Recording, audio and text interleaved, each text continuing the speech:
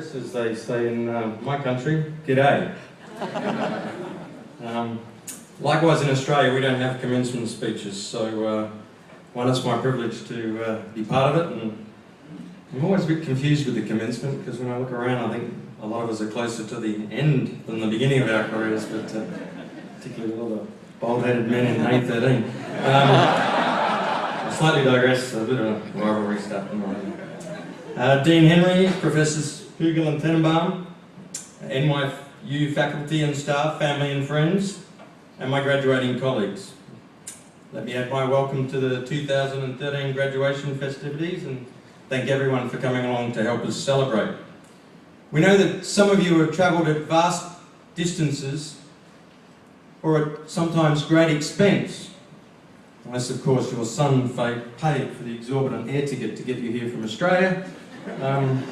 Special reference there to my mother and auntie who travelled a long distances to come here. But to all the people that have travelled, thank you very much for being here.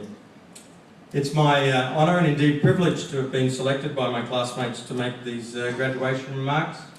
I thought I'd just focus on some of the aspects of the journey that we've undertaken over the last 2.5 years and how I think this has positioned us favourably for our careers in society and importantly with you, our family and friends. Taking you back to that first day at Arrowwood, the off-site, which I thought was a good way to start a 2-year impressive program, going off and having an off-site and spending lots of evenings in the bar. The first thing that struck me was the diversity of the group that we had, the nationalities, languages, the experience and worldliness. We had foreigners from exotic locales and even some locals who had travelled to places as far-flung as Canada and Mexico. We had our own small community. We had bankers, lawyers, doctors, scientists, accountants and pilots. We worked in industries as far-ranging as music, hospitality, media, pharmaceuticals, energy, telecoms, and whatever it is that Ilya actually does. It felt like a bit like back to school for some of us who hadn't been in that environment for quite some time. Schedules, deadlines, assignments, the need to work cohesively with others, think for ourselves and produce quality output. I think I have heard on more than one occasion someone expressed, "Thank God we don't have to encounter these grueling demands in our normal working lives." We had the cool kids and the jocks. We had Teddy who kept doing his Novak Djokovic impersonation by bringing his tennis racket to the class and his golf clubs and his skis and his running shoes. Not really sure why. We had the nerds, we had the debonair foreign student. No, actually that was Marco from Italy. It wasn't me.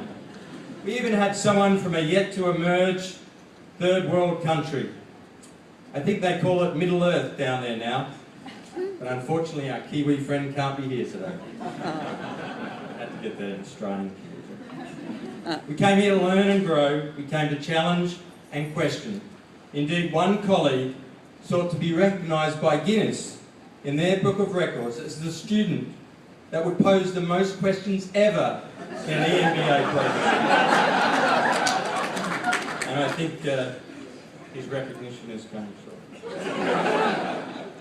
Others sought to get to know the product from that other famous Guinness organisation and relive their college lives by throwing themselves into the more social aspects of an education experience. For instance, in that first week at Arrowwood, we were told throughout the program you will need to rely on your colleagues, your classmates, to help you through the year. With the help of that second Guinness organisation I referenced, one of us decided that he would test the assertion. He rendered himself completely comatose to see if somehow he would miraculously make it back to his room that night, with the help of his aforementioned colleagues. I was amazed by the commitment of this student to the program. Not simply relying on a stated assertion, but to actually go out and personally test the hypothesis.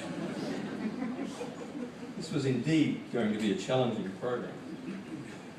Following Arrowwood, we returned to NYU Stern, an esteemed university in the centre of the business universe.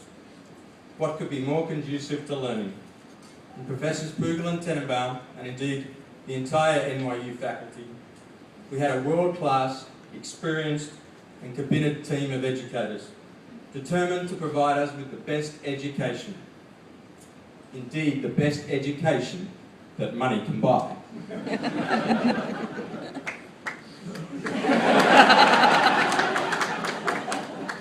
We learned everything from competitive strategy, advanced negotiating skills, global economics and financial modelling.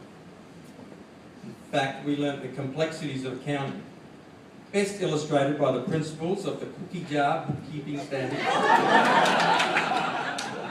and the left-hand debits, right-hand credits rules, or was it the other way around? As I mentioned earlier, the program revolved a lot about working and learning from colleagues. Remember those study group debates well. It went something like this. And unfortunately, Jeff isn't here because he loses something. I am open to hearing another point of view. Okay, I hear what you say. Yes, I see now you are 100% correct. However, I'd still like to disagree. Yes, sorry. Now, the joys of the study group. Participating in those late-night conference calls where spouses and partners and kids and dogs and the TV in the background inevitably made valuable contributions. There were some teams that worked with such cohesion, it was as though they had become one.